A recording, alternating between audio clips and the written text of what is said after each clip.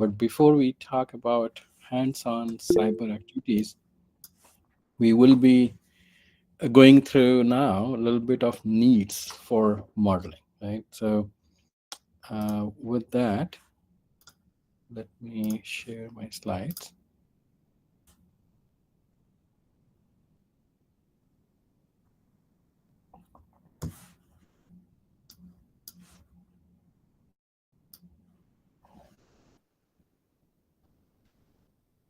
Can you see it okay? Yes, sir. Yes, sir. Yes. Okay. So, like I said, that we are going to talk about integrated cyber physical modeling, and the part that relates to is more about cyber infrastructure and modeling part, right? So right here, this modeling.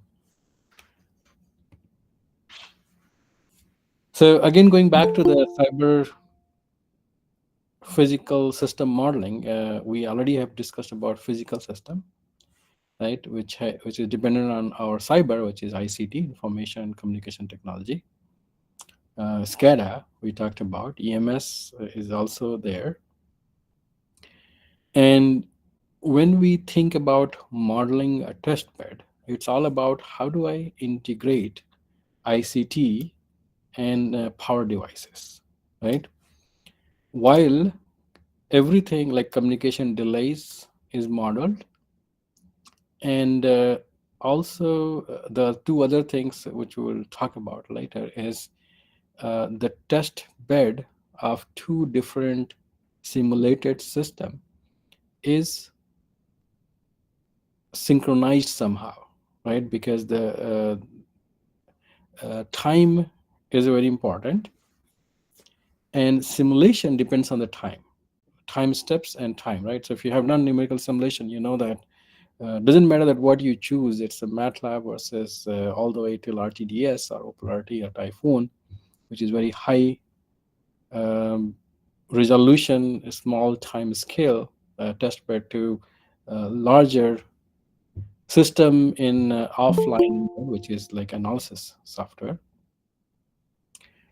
Every software has a time steps for calculating the numerical values for the next time step, and that's how you simulate the system.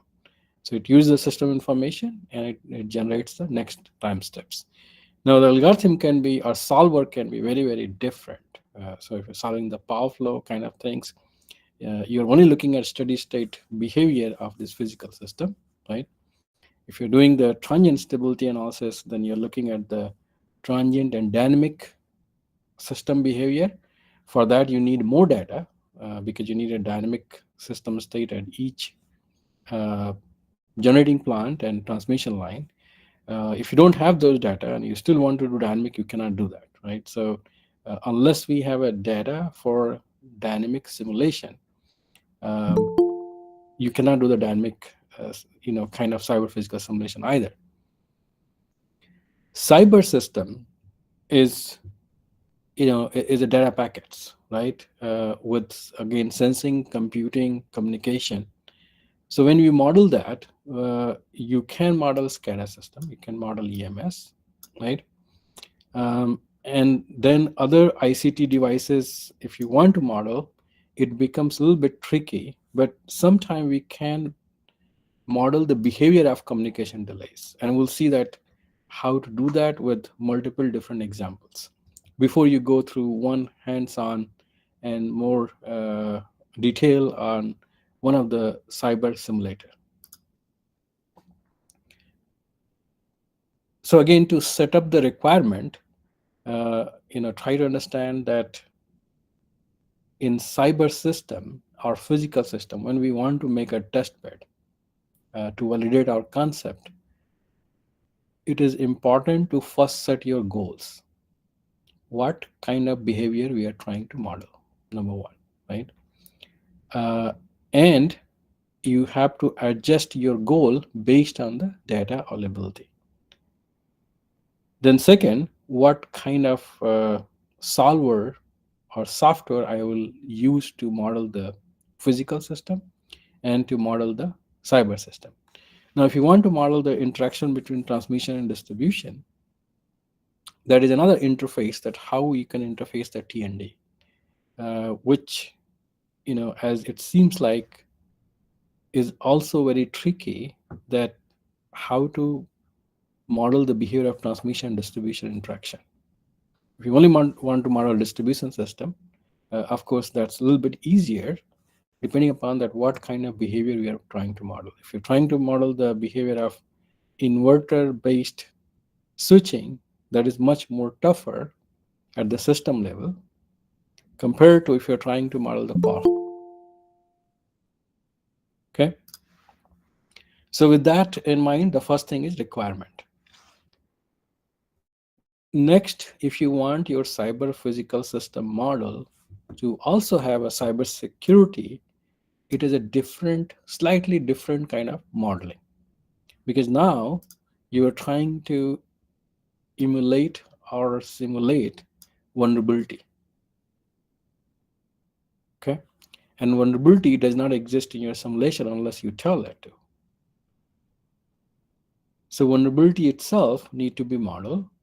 You have to actually send some kind of, you need to again set up your goal, that do you want to model the security defenses that already exist, like, simple thing is like firewalls, which is a little bit easier to model compared to whitelisting, and which is allowing certain IP addresses, or blacklisting some IP address, which means that some other IP address are not allowed to access.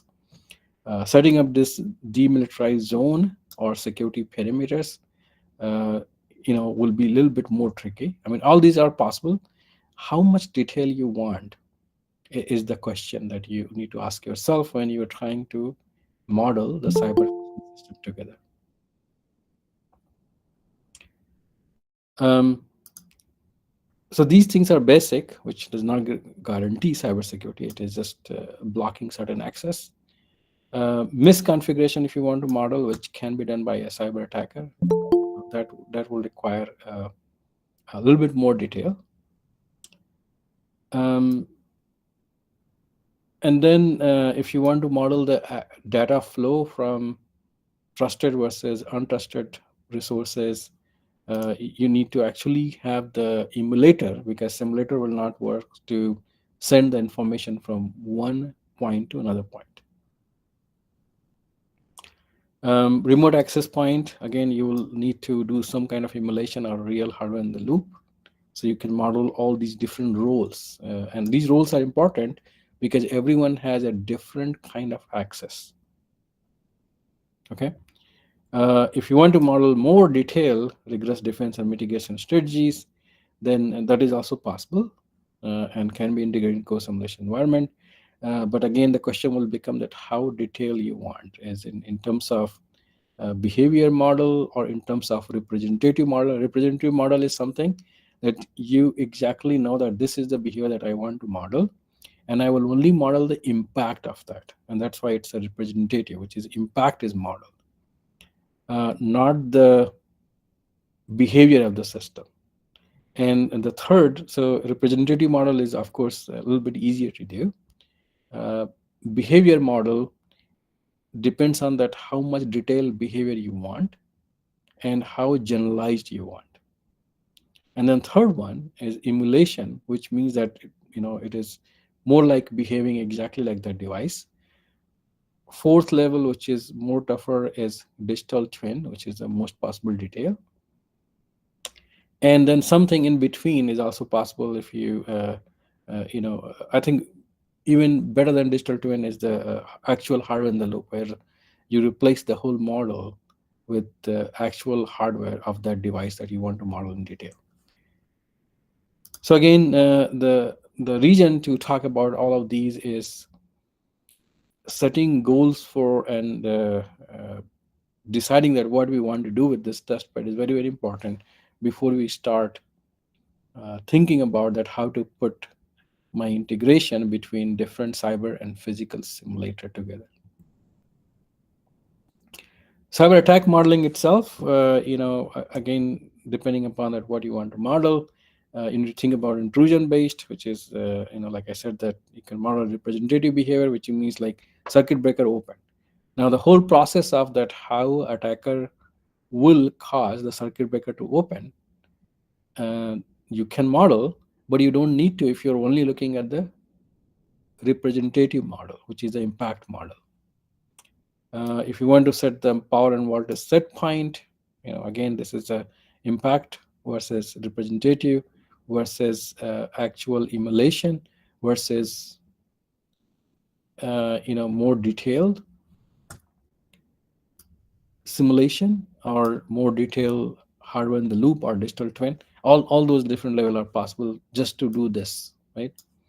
Then changing of predicted relay is another one. The most suitable will be that there is actual relay and you have certain kind of access to do that. And then there is a this if you want to model like denial of service, then malware with the virus and worms and Trojan horse. You need to model each of these in details versus behavior. Resource exhaustion, if you want to model, which is kind of a again impact of denial of service, which is overflow buffer, which will result into denial of service or consuming the whole communication bandwidth. Different intrusion incident. Again, you can model that also in this test bed. We know about Aurora project, which was only possible uh, with the actual device, and it costed, I would say several thousand or maybe even $1 million. Idaho National Lab that did that attack in 2007. There's a lot of YouTube video. You can search for Aurora attack plus INL, Idaho National Lab, and you'll get that the way that they modeled on the actual generating devices by opening and closing the switch very often, and that resulted into fire or heating of that generator and destroying of that generator. So can I model that in a simulation? Of course, we will not have the similar effect, but it is possible because you're doing some behavior level analysis, and we actually did model this attack a long time back in 2008. After this, they have done that in INL in RTDS, which is a representative modeling of our project. Stuxnet, you can also model, again, only with certain limitations. That was happened in Iran in the nuclear plant. Power plant affected by a virus, which again, it is possible to model. Other one is cyber attack on Ukraine power grid, which you actually saw a quick overview of that we have uh, tried to model in our lab. And each of these modeling will require a specific needs of once I set my goal at what I can do, and I trade through with my capability of test bed, will require certain additional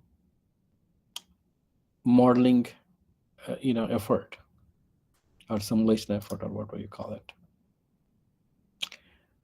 This is always easier to model if you want to model the impact like loss of load, angle instability. If my simulator and power supports the dynamic, then I can model these, rotor angle instability. If it is only power flow solver like a mat power, I cannot. But the mat power, the transient part, I can use that instability. Equipment damage is a little bit challenging to model, but excessive torque can be a model, which and with certain assumption we can add that behavior in the modeling tools. A lot of time you also need to think about that the modeling tools, how much control you have. Do you have the ability to modify the internal model of generators? Because without that, I cannot model the excessive torque, right? So open source, like Mat Power is open source, or MATLAB, you can model your own user-defined model. And so that in RDS and so that in OpenRT, there is always a possibility to design your own user-defined model. Some of these will take several days or even a week to model just one generator if you want to represent a user-defined model which is very different than what already exists. If it's a proprietary model, then you cannot do much about that. And then there's just this multiple generator line contingency, which is depending on that the contingency impact is in dynamic or steady state. You can of course model that. Cascading, you can model that like in Power World or others in terms of behavior. And you can also simulate this partial or complete blackout, right? So many different consequences, but typically these are the easiest one to model if you are only looking at the impact, not that how did you lead to uh, that, like the whole blackout that happened. Cyber attack, we already talked about that. If you want to model, and you have to think about different details about starting from vulnerabilities, how to model, how the data will flow, how the attacker will get access from IT to OT. There's a lot of detail on that compared to modeling directly to the impact, which is resulting into blackout.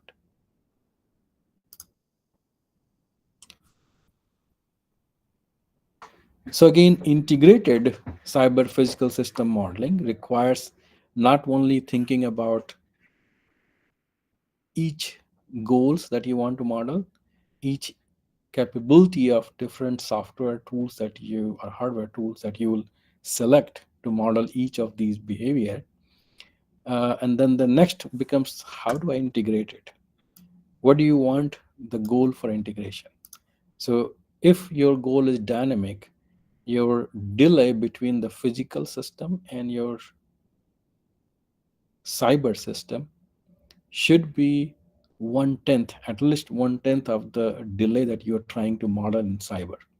So if you're trying to model a data packet delay of, let's say, zero point 0.1 second, then your integration of cyber versus physical should be not more than 0.01 millisecond, because if it's more than that, it will impact your ability to model that communication delays in the cyber system.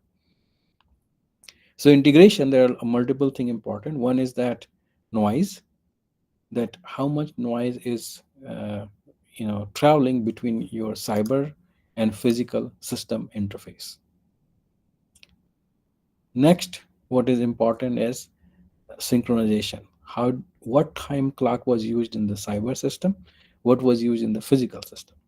If you're using most of the steady state solver, then you're using the computer clock.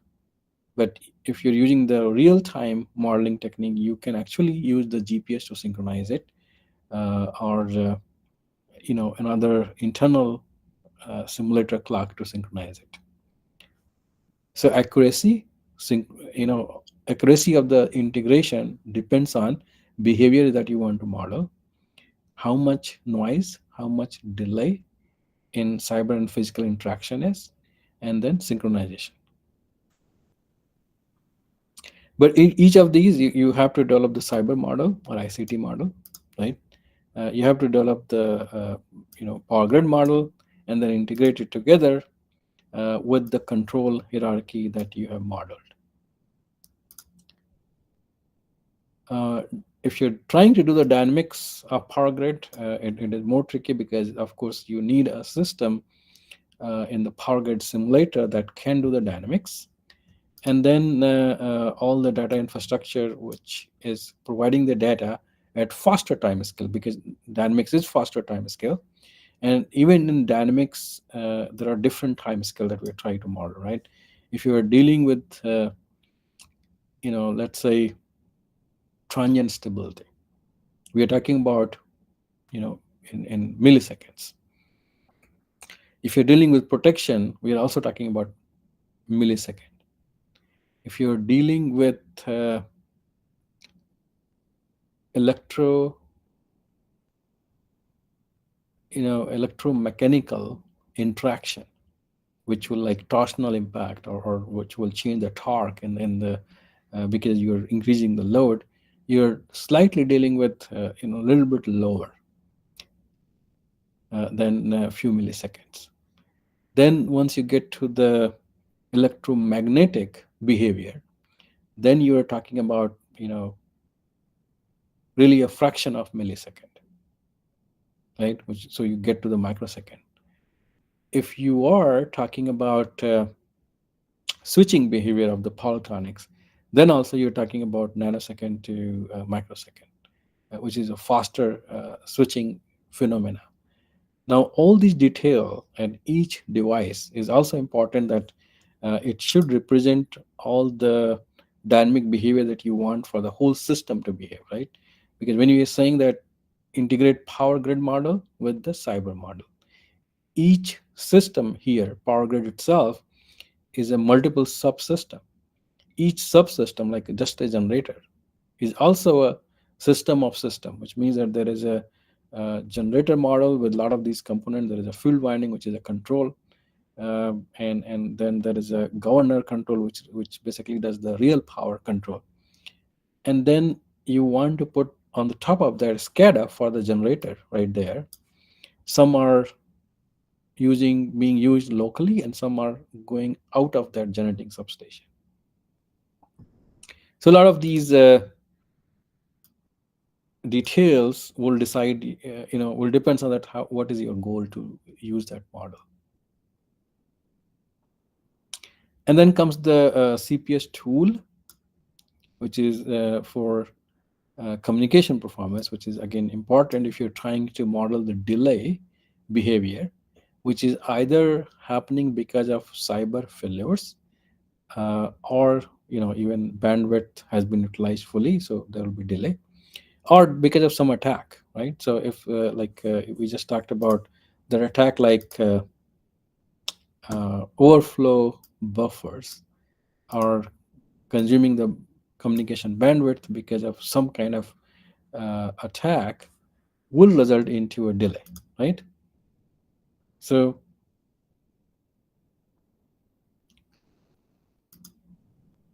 all these delay, which is a communication performance, will either because of cyber failures or because of the attack, it need to be modeled. And that can be done again in the same level that we have been talking about: behavior based, representation based, and then the simulation based and emulation based, and then digital twin based and hardware in the loop based, right? All these things can be modeled. And then comes the more detail of cybersecurity assessment in co-simulation environment, which is so this is the third thing, right? So don't think that when we say model the cyber system, it already include all of these detail about the communication, about the data packets, about the cybersecurity attack. Each of these need to be modeled separately. So this is also a system of system modeling with a different component, and you'll see some examples very soon. So modeling the cyber attack and assessing the cyber CPS security will be third layer that you need to simulate or emulate or model representative behavior, and then impact analysis, which if it's going to give you a true behavior of cyber attack on the power grid, then all these three layer has to be modeled in that detail. You can also have some compute impact indices and attack efficiency if you want to do that. Now, just looking at this, your physical versus cyber interaction, uh, cyber is also in the same way like a physical system. You have to think about, are you modeling the distribution operation or transmission or RTO ISO operation, interaction between that. Then there is a whole cyber, which is only cyber is a market behavior, right? Market does not directly relate to any hardware. It is all data-based market behavior simulation. And so this is all numerical analysis, but requires a lot of data from the bidder, from the aggregator, from the wholesaler, and if you want to model that, because there's attack possible here too, we have to think about it. And then if you want to model the attack, which is originating from the service provider, you have to also model third party provider, which is the same access point the attacker will use to get into this whole system, right? So it's all about how again, going back to the goals and how much realistic simulation you want, how much real you want to make it to the real system.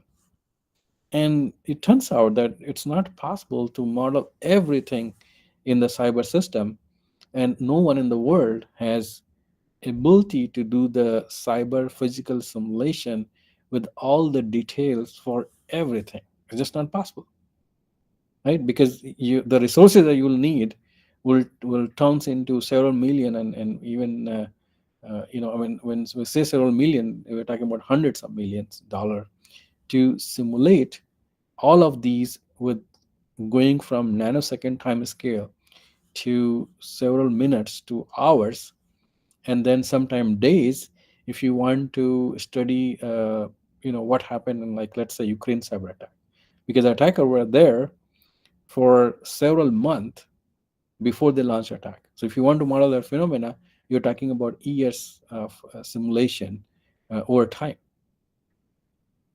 And then you want to model all this generator in detail with all the control. You want to model the TND interfacing, which is also very tricky. And you want to model the customers and DERs with all the control and all the data flow and the communication link and each of these devices which does that. Which means if we cannot do everything, we have to choose what is our goal. We want to model the attack originated from the third party access point. Okay, we will do that. It will take some effort, but we can do that. You want to only model the distribution system and service provider integration, or TND integration first, or RTU integration, or market, or where you want to focus and what behavior you want to model. So these are the right question to ask before we start the cyber physical simulation. And then each of these is a lot of effort. If you want to do it accurately and seriously, it does take several months to year just to model the this effect in detail. In the end, it's all about that. What was our goal, and what is our budget to afford which part of the system behavior I want to model. So I'll give you four different examples. Of course, we have also done the cyber physical simulation to behave and model different things depending on that what project we are trying to work on, and what is the final goal. So in this one, our goal was to only focus on PMU based control and operation. And because it's a PMU, so we do want dynamics, and we want detailed dynamics. Uh, if I use the steady state behavior model, it will not represent the PMU, uh, you know, basically the CT and PT current that is needed by PMU. And then PMU itself has so many different blocks, right? So it has in PMU, you have starting from the CT and PT, you have to filter it. You have to first, eliminate the noise, then you have to filter it. And then the filtering is done twice. Then there is a whole synchrophase estimation process. And then if the synchronization with the GPS clock is missing or removed, then there's a PLL in the PMU, which will allow for a certain time, but after that it will be drifting. So just one sensor has a lot of details. And we had choice that either we model it or we just buy actual hardware and put it here, right? So we went with that actual hardware and then integrate it with RTDS. So we do need dynamic simulation. So RTDS was, of course, one of the possible way to do that, which comes with all the dynamic behavior of the power system model. Then we can do the actual PMU, actual PDC with the database to analyze all the system information about the PMU and PDC flow, and with the multiple PMUs. And maybe if you're modeling multiple substation, then multiple PDC at substation, and then another substation, and another control room which will have a super PDC. And then all this control center node interface. which we used DigitalLab, which was actual emulation using, I don't remember that how many cores we used, but it was hundreds of core. DigitalLab is one of the communication uh, emulator which came from California in one of the university, and actually it was done because of the military, and it was one of the, I would say that one of the best. It's not a simulation; it's an actual emulation, which means an actual server which is communicating with, and we got those node installed in our lab. And then you have this application running on the control center, which is Open PDC or Super PDC, and then we had our own uh, tool for voltage stability monitoring, which we that was the reason that we wanted to check that how does it respond with the different cyber failure of GPS failure or communication link failure, and what is the performance of this. Other than this, we also wanted to check on the remedial action scheme, which is based on the PMUs. So that was the region, that was the goal we had in this test bed. And then from here, we went into more detail. So first part was that if you are getting the SCADA data and the PDC data, these are the two different one. So CT and PT, of course, you can model in RTDS, which allows it and get into the SCADA. PDC is getting from PMU, which we had actual hardware. And then we wanted to deliver this set of data to the, your application HMI, which is running in the control room. So we use this OPC protocol to do that, and then all this data translation need to be done so that it can understand the OPC input, and it can your application can understand the OPC output, and then there has to be some database for archival so that we can analyze the data later.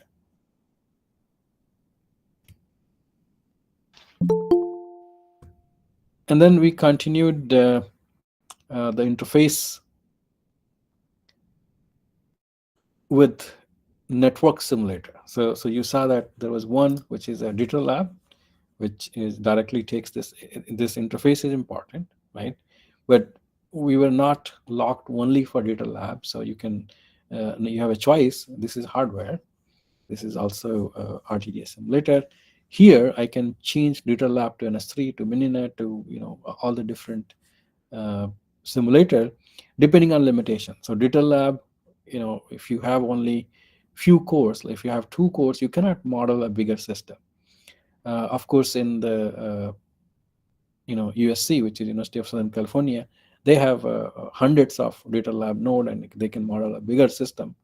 With certain limitation, you can have thousands, and you can model a more bigger system, but still there will be a limitation that how much you can do. With NS3, which was actually simulator at that time, and it was evolving into emulator. So we were one of the first to use that to make a emulator. So there is actual data flow, and this was done long time back. So now we got this actual hardware, which is talking with the PDC, which is a software interface. And then we got a database at each substation, and this is one substation, this is another substation, and several like that. And then this is the final control room, and all of these has to talk to NS3. Now NS3 has to take all this data in and has to do the actual communication behavior between PMU and PDC, and between PDC and the control room. But that's not how NS3 is designed, right? So there's a single interface and single interface out. So to represent that, we had to do this tab device into the simulation so that we can model each of these, independent. Even though we had hardware, it will not directly talk to NS3. So we have to build this bridge, Linux bridge, and then have each of these devices again represented so that it can model the one-to-one communication within that. It's not ideal, but this is how NS3 work at that time, right? So with Linux bridge, this is a single bridge to take all the data in. And each of these are again represented in the simulation by tab device 1, tab device 2, tab device 3, and how many tab devices you want. And then using that, I was able to, we were able to simulate any delays that can happen between PMU to PDC, between PDC to control room, and even the how it will impact my application, which is either voltage stability based on PMU or remedial action scheme, which install at 3 substations. So all of these could have been modeled with actual NS3 emulator. Then let's talk about second example, which is actually using the MATLAB for cyber system simulation, which was and then this was also done long back by another colleague of mine. And then they use Dick Silent Power Factory because for power system simulation it can model the dynamic simulation. And then SCADA software for control room was used as a as actual which is Siemens here, Spectrum Power. And then OPC protocol was used with actual Matricon OPC server. They interact with the 10 millisecond, right? That was it was decided, and the system used to synchronize simulation, right? So here you have again Dick Silent Power Factory modeling the power system layer, right? So this is the power system layer, and then you got to have OPC cloud so that it can give you the voltage and current that you want into the server, and from the server, MATLAB was used to model the communication network, with all the node in detail. We'll talk about a little bit more detail. It has to be an OPC client, and there will be another OPC client which is talking with another OPC server, which is delivering the data and taking the data from the SCADA, and which is kind of mimicking the delivering to the EMS, right, or your application. This also has to have OPC client and then state control variables. So now in this integration, you got power system simulator, you got your MATLAB simulating and sim events for the cyber simulator. Then you got your SCADA with sim and SICA. And then this is working as an interface between all of these, right, with the OPC server. So this core simulation must integrate time domain simulation for power system dynamics. It should be able to do the discrete event simulation with MATLAB Simulink. And again, cyber is always discrete, typically. And then it has multiple servers and clients and communication protocol, right? So if you go into a little bit more detail, then you got power system layer model, which you need to choose a system, and then the time scale that you're looking at. Then it has to represent multiple substation MATLAB, which is ICT model, which has different details like engine workstation, station HMI, web HMI, remote terminal unit, IEDs. Everything needs to be modeled in the MATLAB. And then control center cyber also need to be modeled, in the same way, with a lot of details. And then finally, a transmission system operator layer need to be modeled as a SCADA delivery point and EMS, right? So a lot of these communication, which include, standby, which is basically the, secondary control center as a backup control center, and then also the actual control center. So a lot of details has been modeled in this. And power system layer was chosen, with the Dick Silent, basically, as you can see, the different substation need to be also decided so that you can represent that in the cyber layer. And as you model the power system, then it will, that internally it's solving basically your differential algebra equation and to do the simulation. You need to decide on a state and control variable that you want to sample and measure, right? So all this sensing is all in power layer. There's no CTPT model externally. So it is modeling the power system, it is modeling the sensing layer, it is modeling the control layer, and and and then interface with the cyber layer.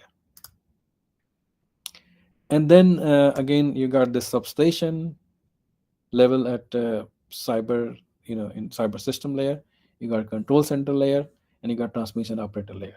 So all of these now has to be represented in the MATLAB and also interfacing with different layers, right? There are so many different components that need to be modeled in MATLAB. So in MATLAB, this was the fundamental way to do that.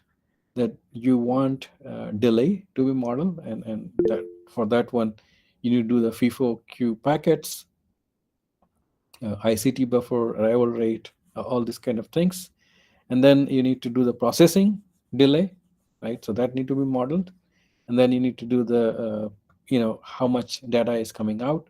So data in, data out, would all need to be modeled at the each step when the data hops from the point A to point B. So ICT model as a queuing system, that's what you actually happen in the communication. If you have taken a communication courses, this is one of the thing, queuing system that happens, and delay, right? And then the ICT simulation model, which or these basically a lot of these component has to be put together to form the whole cyber system. Again, using the MATLAB Simulink and sim events, right? This is one way of doing that. And this is generic because it can stack together. And then you also model the substation ICT model. So you have to model the bay level local area network. You have to model the connection with IEDs and RTUs of that network. You have to model the RTU, enable communication, and then local area network at station level with Ethernet, and all of this, right? So this connection need to be modeled, that, and each of these, how it is represented in your model. The substation model, as you can see, that each substation is quite detailed with sensing, with same model of queuing and delays and attributes, and then same thing for actuator, and then everything in between, which is connection from each of these block is representing this one in detail with each port, and then path combiner, and then IED simulation model, which is again queuing and serving server model, and then finally the actuator, which is going to give a signal to the power. So again, this is all about how much detail you want to model, and this seems pretty detailed. And then all the RTU and other things that you want to represent here, you can also model router and firewall using the same thing. Once you understand that how firewall works, right?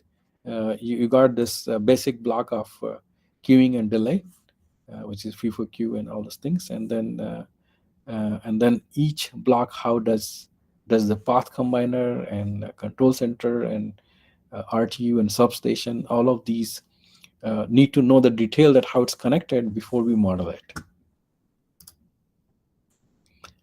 And then same thing, like a substation, we have to model the control center with more number of devices. It still has to have a system server, application server, HMI, synchronization system, and then every other interface that it's talking to.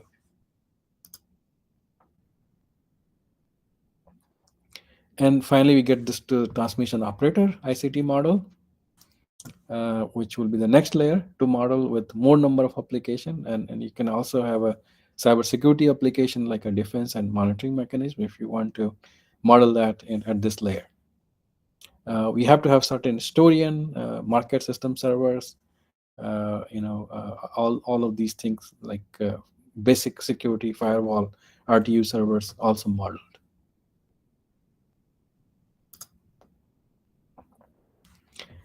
We can have a TSO console model, which is set of again similar data coming from the power layer and exchange through CPS layer, and then all where it need to be delivered, right? So all these need to be known, and then only you can model it.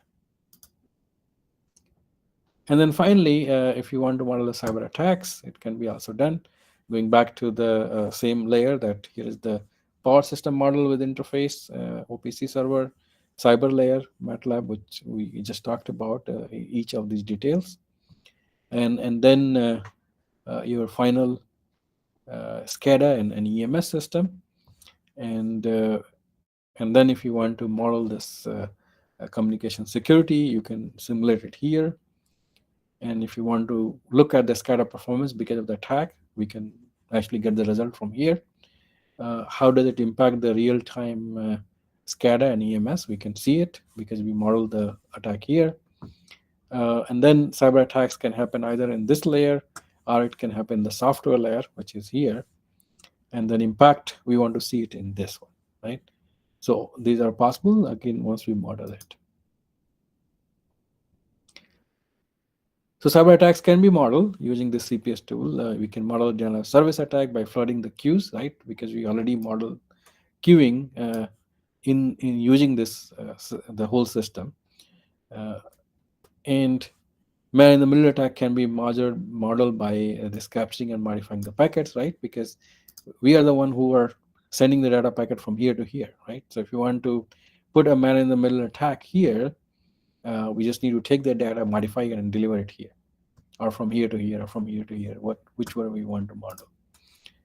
Unauthorized access can also be modeled, such as RTU and IDs, because we have the detailed model of RTUs and IDs using the same building block of cyber system.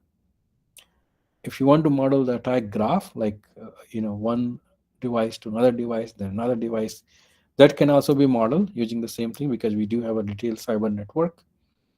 And where the attacker wants to reach, of course, that goal need to be decided, and then we can also do that.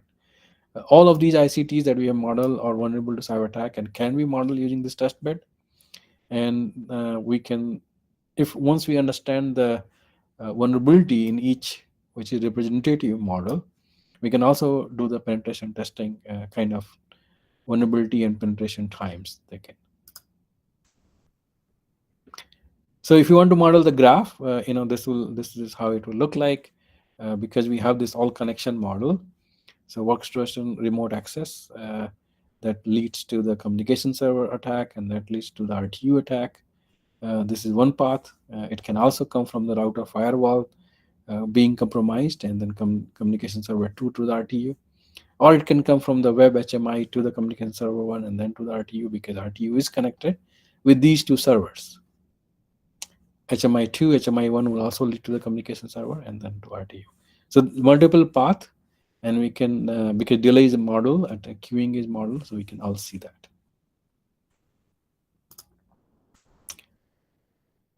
Different cyber intrusion scenario can be modeled using this test bed. So outside substation network, it's originating or inside or various some little location. We can model this.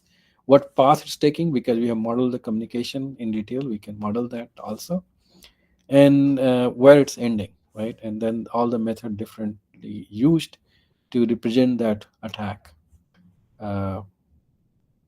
with different ways, right? So as you see that there's not one way of doing things.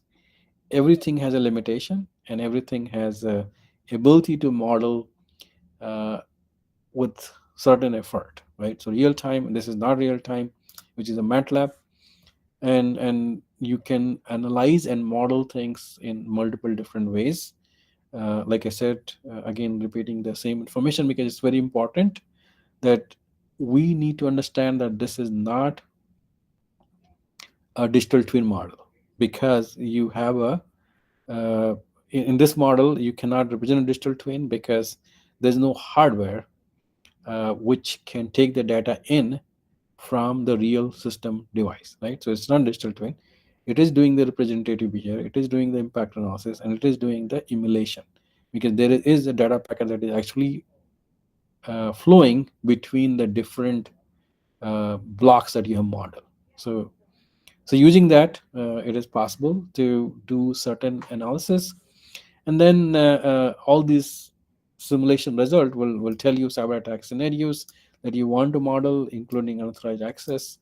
And here, that one example we took, the target was substation RTU, so it can be used to control something.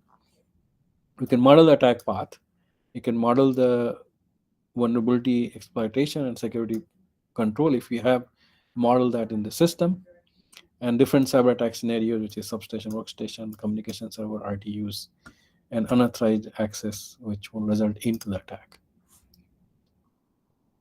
You can also model scenario like cyber attack at substation 3, which again looks at the path vulnerabilities, which one is a certain assumption that which one is more compromised, and then you can compute overall success rate for a cyber attack, right? um, and what will be the impact on this, right? So don't go into detail of these, but because this is just example, right? And then also, if you have model which is possible with dig silent, the tap position for the transformer can be modeled and modified using the attack, and all the dynamics which can be also modeled with the cybersecurity. You can look at the dynamic responses in terms of impact on the frequency, which is showing the frequency impact, and you can look at the voltage and other things too, right? So this is voltages at different. This is impact modeling, and then active power.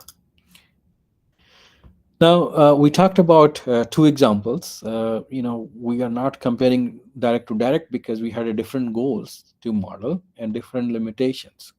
If when the MATLAB was done, there was not many cyber emulator or simulator at that time. I'm talking about 20 years before.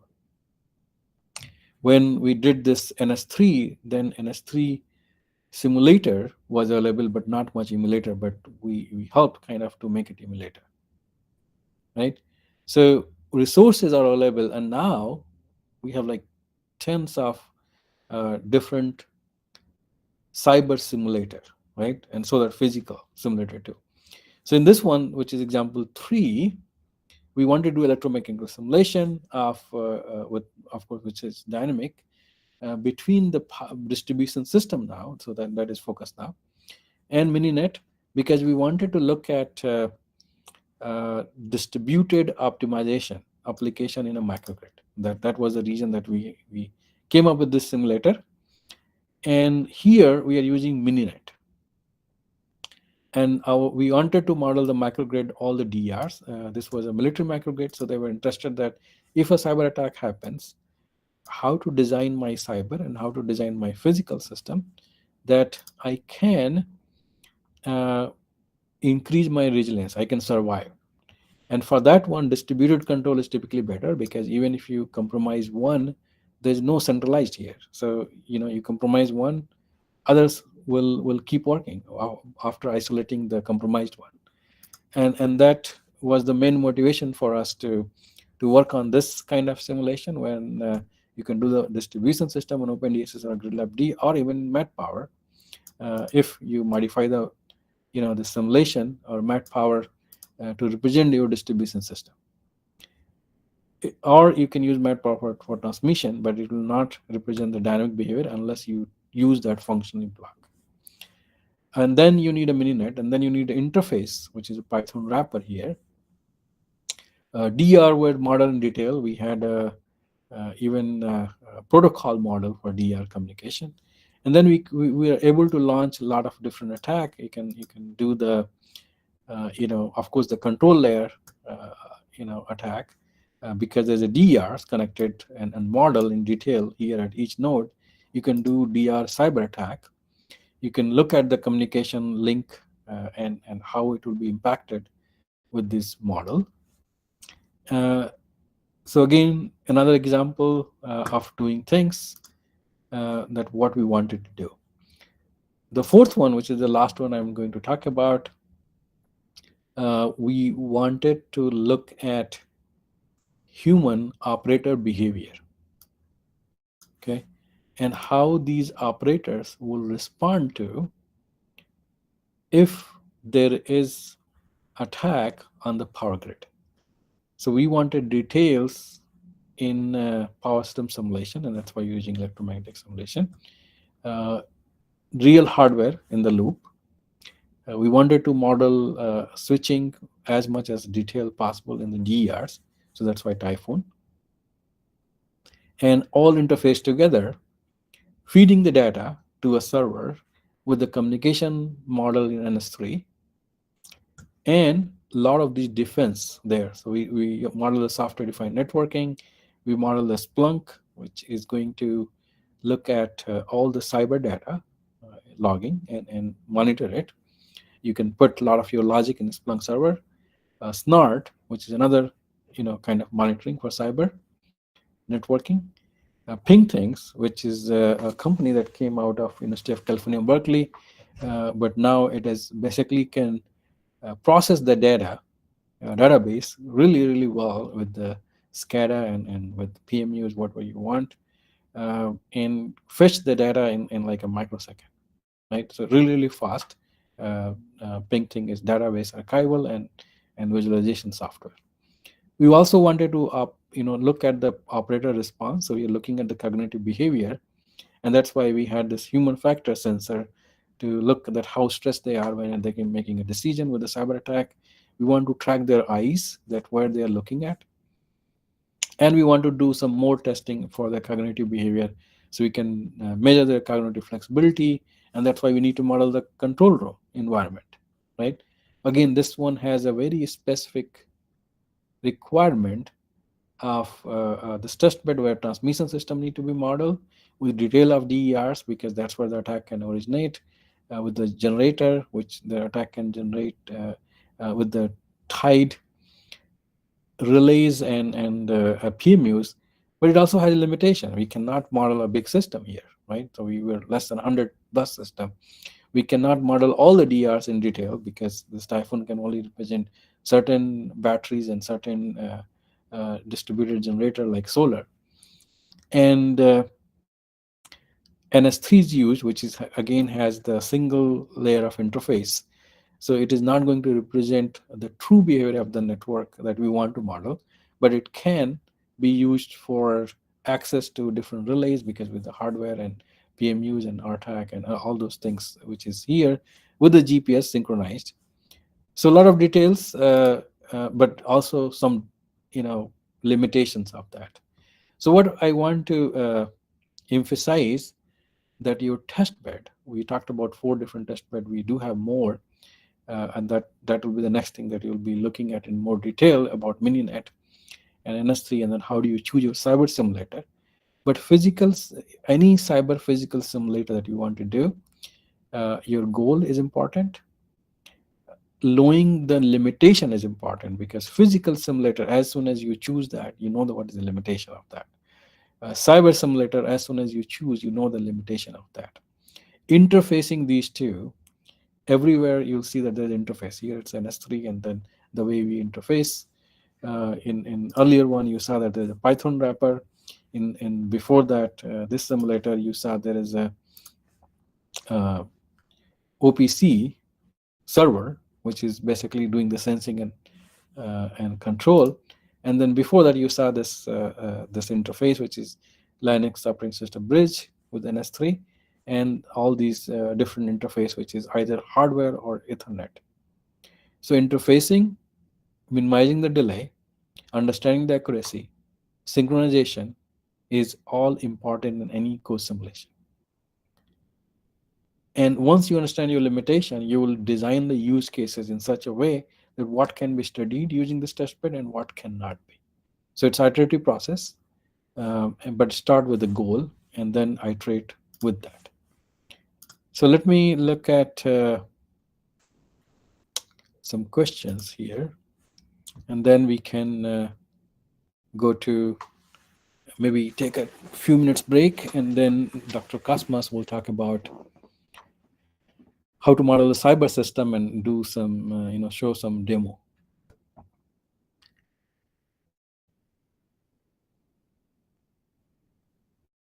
Okay. So next one, the question I see is that when modeling the digital twin, do we need to model the digital and physical grids separately? And how these two grids can be used for anomaly detection and other decision-making control. So, again, let's start with the goal. So when we model a digital twin, a digital twin does not mean that everything that real device is doing, you're going to do in digital twin. You get to decide that. So digital twin is modeling a certain behavior.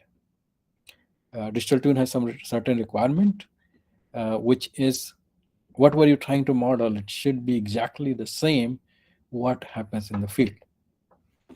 Second, there has to be some data flow from a physical system, physical device, or physical system that you're trying to model to your model, so that you are adjusting in real time as it is being adjusted in the field, right?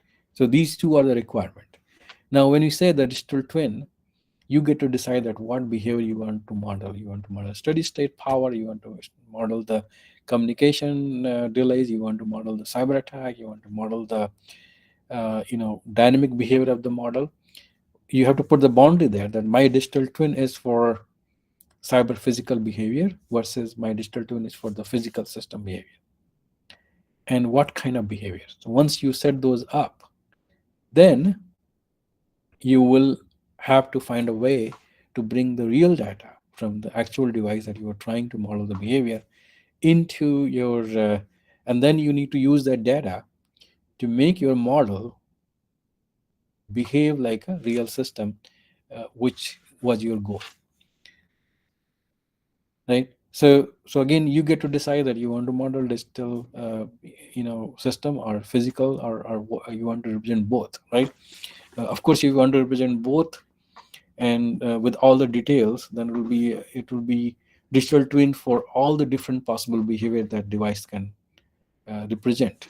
So you can decide on that, and how these grids can be used for anomaly detection and other decision making control. So let me like let's say South Korea. So South Korea grid is not very big, right? I mean, compared to US grid or grid in other part of the world. And because it is not, so they can model the whole system, at least the physical system part, into RTDS, and that's what they have. I'm not sure if they're still using it, but they can do it. And now, if anything is happening in the real field, it should be represented into RTDS if they have modeled it correctly. If the behavior in the model, which is digital twin, is not representing the same thing what is happening in the field, it means that either your model is wrong, or there is something happening in the real field which is unexpected. And unexpected relates to the anomaly, right? So that's how you can use that for anomaly detection. Decision making, yes, if you can, there's something called faster than real time. If your decision making is done in 10 seconds, right? So again, decision making for what? If it's a transient stability control, which is going to happen in few cycles, and you cannot simulate that in your digital twin, then you cannot make a digital decision making for that, because you need faster simulation and control action output, which is not there in your digital twin. If it is a voltage stability control, which you have a several seconds, even a minute for that, that is definitely possible if you have a digital twin and you can simulate there and can generate your decision making in your digital twin, and everything by taking that control, it works as it should be, because it's faster than real time. Your real time was several seconds, and you're able to simulate that in 5 seconds, and requirement is 10 seconds, and you have 5 seconds still left, where you can look at the impact on the system and solve the problem. So now you got decision making control in your digital twin, which can be implemented in real field, which is validated because your digital twin was representing the behavior actually that you wanted. Next one, when talking about DOS attack, denial of service attack, do we consider attack that makes packet delay, corruption, or reorder? Yeah. So again, we get to decide that how much detail we want, right? If you want behavior model, then you model the impact. If you want to do the behavior of DOS attack, the process, then you have to do the packet delay, corruption, reorder, all those kind of things. Um, going back to that, it's all about that what we want to model and how much detail we want to show that, and how much capability and budget we have. It's all about resources, because if you want to model a super digital twin which can represent everything, it requires several $100 million and couple of years to do the actual grid. If you want to do the one behavior, then you can do that too, which will be much cheaper, and but certain limitations. How can we model the FDIA, which is in on the communication channel? I think it will be probably more clear once we talk about more detail about cyber simulator. But uh,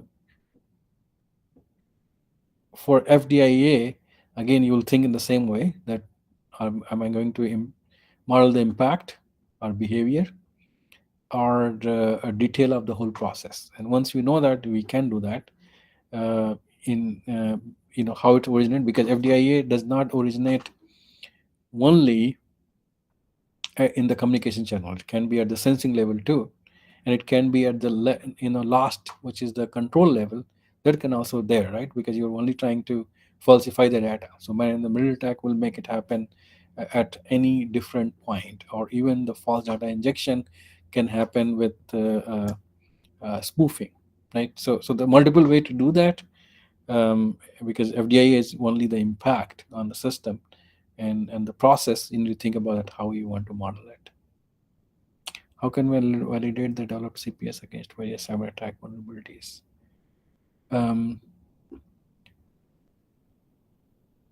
so validation again has to start with the goal of what we want to validate, right? And then what is the benchmark?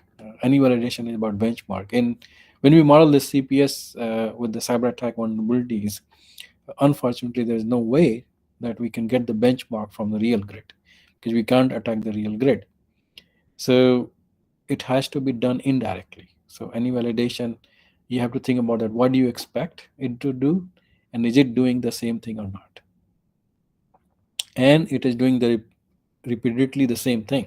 So if you use the test bed and you model or you simulate or you emulate with uh, the attack, it should give you the same response if everything else is same. Of course, if you change the environment, if you change the simulation operation point, then it will give you a different result. But if you keep the other things same, that's another way to do the validation. Vulnerabilities, it's assumption, right? Because vulnerability only will come with the real hardware, which actually has that vulnerabilities that you want to model and simulate. With the real hardware, you can, of course, validate there too, and that could be another benchmarking, because some part of the CPS simulation or emulation has been replaced with the real hardware, and you can model that hardware in your system, and then you can compare that if I do that in real hardware, and again everything else is all the possible error has been taken, and considered, then my real hardware in the loop and my model in the loop, if both are matching, then that's how you declare that my model is same behavior as a real hardware. So a lot of different ways to do that validation, once we know the goal and once we have the resources. Is there any Python library for cyber physical modeling used by researchers? There are, right? And in terms of all the names, I don't think that, I mean, we can probably look at, but like none of them is going to be perfect, right? So Python for power, there is a PyPower and so many different software for the power system modeling, but it comes with its own limitation, depending on that, what you're looking for: steady state versus transient versus dynamic versus all your uh, more detail about protection and those kind of control, right, which is more finer time scale. In terms of cyber, I'm not actually recall any. What will be the name for that? Like a pi power or pi DSS is for power. Uh, but I'm sure that someone must have developed for the cyber with certain limitation, and then the Python wrapper, is needed. The interface is needed. You will get to again offline, so there will be some limitation on that, but it is definitely possible. Which I don't recall that. There's nothing which is very common and very popular, so that's why I don't recall. But I'm sure that there will be something, just like for physical system we have, there should be something for the cyber too. How can ICT model and synchronized failure data work together to improve the monitoring and maintenance of electrical power system? So this is something that already happening, right? So if you have a PMU installed, you will uh, put in the field the ICT network to feed the data, right? Yeah. Once we want to model it, then it depends on that how much detail we are modeling for the ICT model, which we already talked about in detail.